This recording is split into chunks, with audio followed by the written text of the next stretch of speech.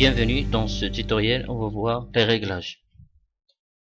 Alors, dans le menu principal, on clique sur réglages et après général. Parmi les réglages généraux, on a déjà parlé du titre du site, le slogan, aussi l'adresse web. Bien sûr, jusqu'à l'instant, on travaille en local, d'accord, de WordPress. Du site aussi, c'est la même chose, puisqu'on n'a pas publié le site encore. Alors, l'adresse de messagerie, c'est l'adresse de l'administrateur. L'inscription, tout le monde peut s'inscrire.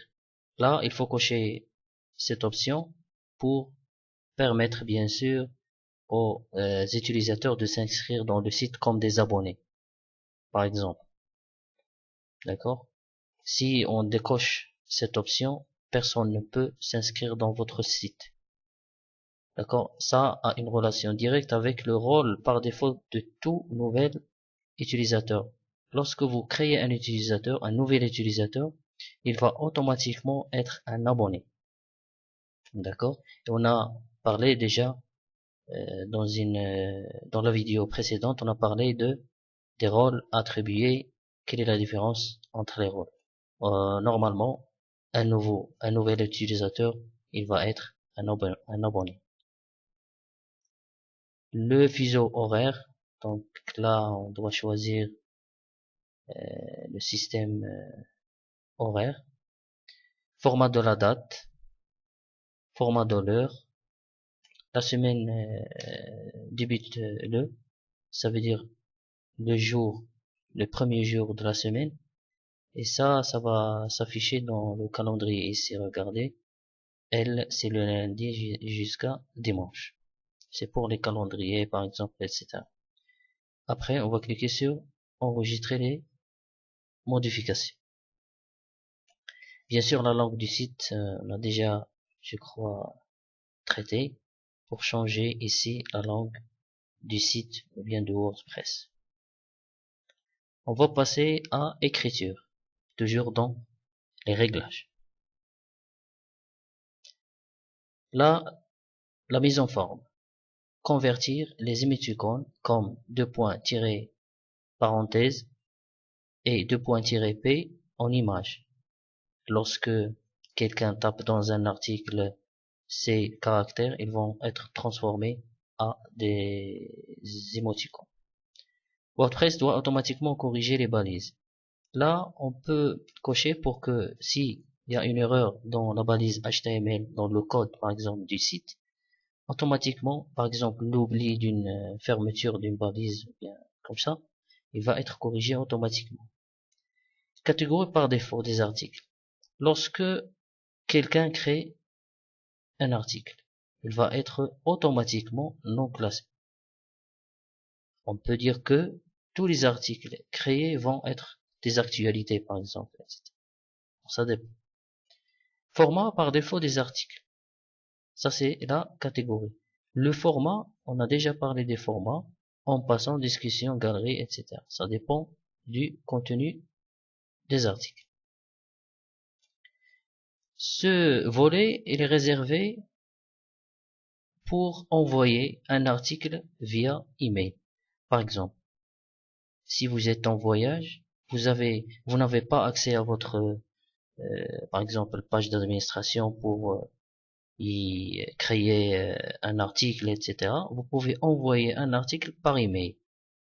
D'accord? Et ça va s'afficher directement dans le fil des actualités ou bien des articles, automatiquement, par email. Là, il faut paramétrer le serveur de messagerie. Par exemple, là, ça dépend, Google, le port utilisé, l'identifiant et votre mot de passe. Et comme ça, la catégorie par défaut des articles envoyés par email. Lorsque vous allez envoyer l'article, il va être classé automatiquement dans la catégorie des actualités. Et après, on va passer au service de mise à jour. Ça, c'est un service très très important. Lorsque vous allez, bien sûr, après avoir terminé le site, vous allez le publier. Alors, il faut activer cette option pour que, à chaque fois, les moteurs de recherche, ils vont trouver et indexer les actualités de votre site. Comment faire ça? on va voir dans les réglages de vie privée.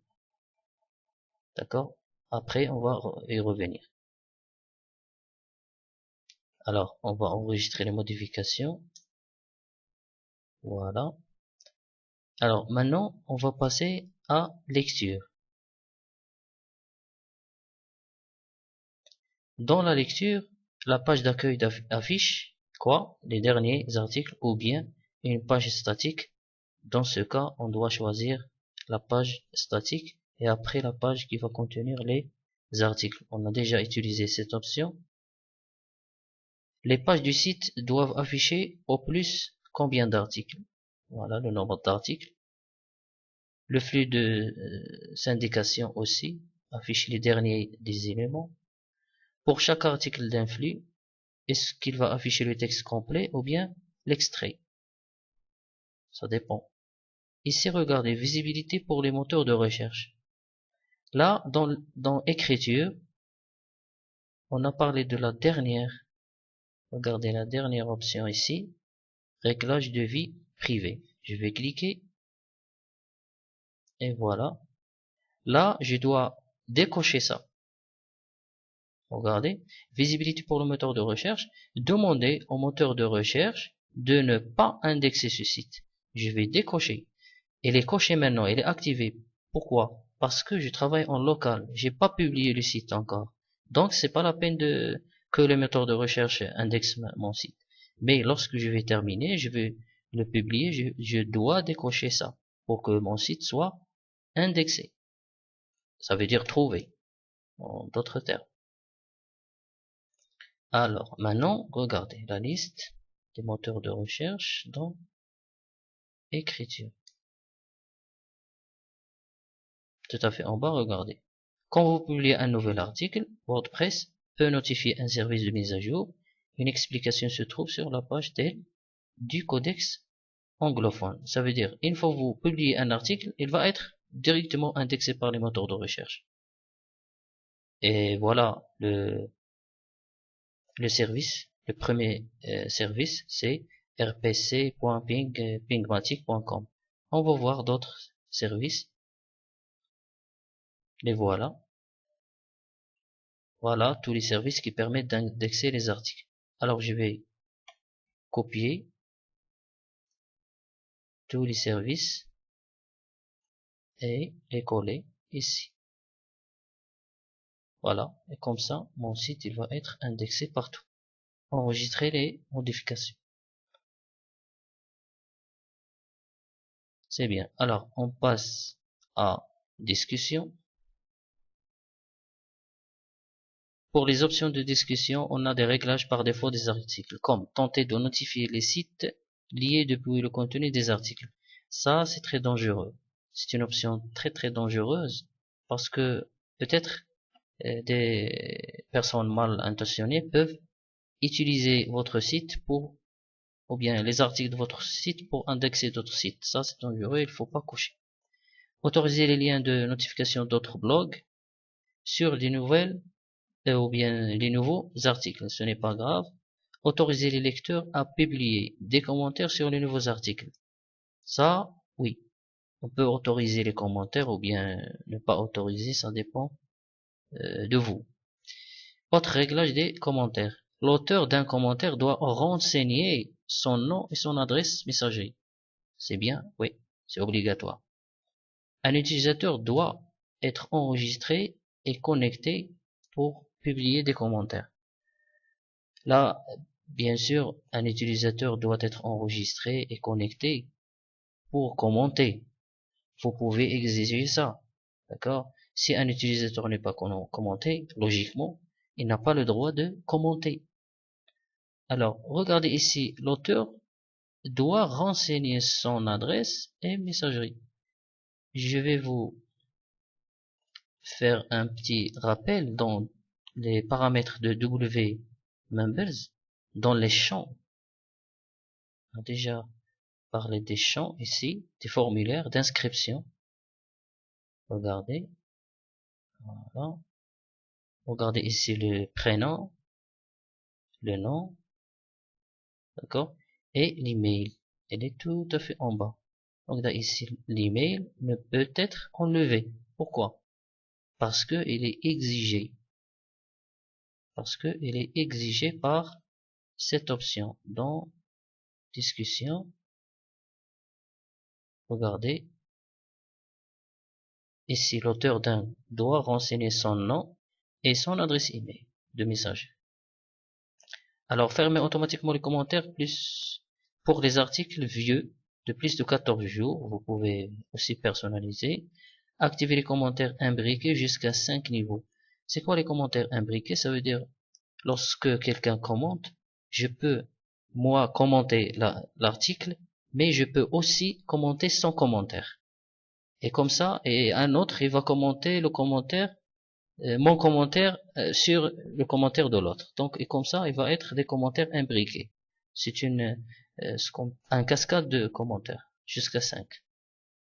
Divisez les commentaires en pages de 50, par exemple, commentaires par page. Voilà, les commentaires doivent être affichés normalement le plus récent en premier. M'envoyer un message lorsque un nouveau commentaire est publié. Bien sûr, lorsque un commentaire est publié, vous pouvez exiger un email, hein, d'accord, à votre boîte. Un commentaire est en attente de modération dans les deux cas. Si vous exigez une information sur l'ajout d'un nouveau ou bien un commentaire qui est en attente d'approbation. Avant la publication d'un commentaire, le commentaire doit être approuvé manuellement. Et vous pouvez cocher ça.